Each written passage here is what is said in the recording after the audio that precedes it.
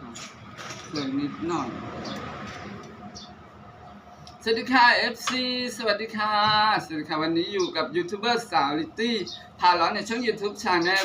นะคะมีสาวจิตพลามาช่างเสริมสวยนะคะมาเสริมสวยอยู่บ้านโคกนะคะบ้านโคกเจริญนะคะโคกสังหายค่ะพี่น้องขานะคะตำบลนาวังอำเภอเมืองจังหวัดอำนาจเจริญนะคะกับยูทูบเบอร์สาวลิตตี้มีสาวจิตพลามาพบพอช่างคนสวยนะคะประจำบ้านโคกนะคะฝีมือดีนะคะพี่น้องสนใจบ่ต้องถามสาวลิตตี้ว่าไปเฮ็ดช่วงผมมาจะใส่บ่ต้องไปถามสาวลิตตี้เพราะเราสวยมาจะใส่นะคะบ้านโคกค่ะพิกัดสาวลิตตี้เพราะเราจะปากไห้นะคะเฮาก็มาเบิ่งกับสาวลิตตี้เพราะเราค่ะนะคะสาวลิตตี้เพราะเราให้สร้างเพิ่นออกแบบให้นะคะว่าสาวลิตตี้เพราะเราจะสวยโดยวิธีใดเนาะ ฟังของที่ว่าเข็มจะไปใส่มานะคะเดี๋ยวสาวลิตตี้เพราะเราก็ทายวิธีเพิ่นสร้างผลิตผมสาวลิตตี้เนาะนะคะเฮาก็มาเบิ่งกับสาวลิตตี้เพราะเรานะคะช่างเพิ่นสิบอกว่าพิกัดร้านเพิ่นอยู่ไสบอก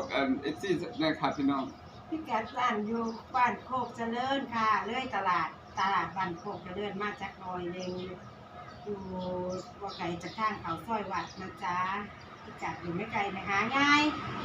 บอกเบอร์โทรเพิ่นได้แม่นเนาะบอกลงบอกไลน์นะคะค่ะบอกได้ค่ะอ๋อ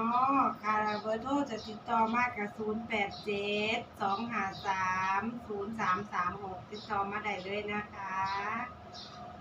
ถ้าสร้างบ่ได้รับสายก็แปลว่าสร้างมือบ่ว่างเด้อถ้าสร้างรับสายก็แปลว่าสร้างมือว่างก็ได้รับสายเด้อถ้าผู้ใดโทรมาสร้างบ่รับสายก็เดี๋ยวสร้างไปโทรกลับตอนที่มือสร้างว่างนะคะถ้าพี่น้องนี่ค่ะสาวจิตเพราะเราจะดัดเปลี่ยนนะคะอาจจะเปลี่ยนลุคใหม่แล้ว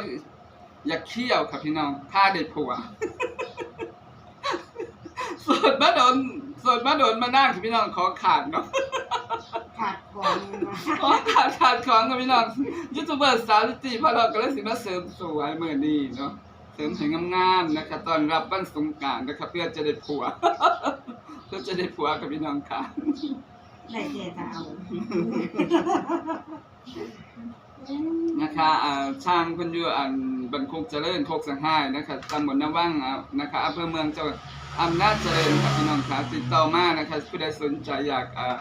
เฮ็ดสวยเสริมสวยทำเล็บทำผมได้เบิดค่ะพี่น้องค่ะนะคะเวลาว่างโทรมาก็ได้ค่ะเป็นว่าเนาะนะคะผู้ใดว่างนะคะสาวจิตพลอกะไปถ่ายให้หลายร้านแล้วนะคะร้าน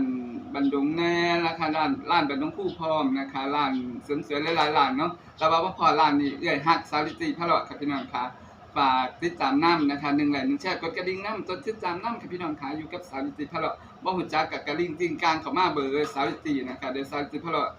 จะแนะนำให้นะคะราคาเป็นกันเองเด้อเพิ่นว่าเนาะเป็นเฮ็ดดีเด้อค่ะพี่น้องค่ะบ่เจ็บนะคะสวยพร้อมอันช่างเสริมสวยกับผู้งามค่ะจ้าขอบคุณค่ะค่ะ1ไลค์1แชร์เด้อกดกระดิ่งกดติดตามฝากนำนะคะยูทูบเบอร์สาวลิตตี้กับช่างเสริมสวยบ้านโคกนะคะวันนี้ค่ะขอบคุณค่ะบ๊ายบาย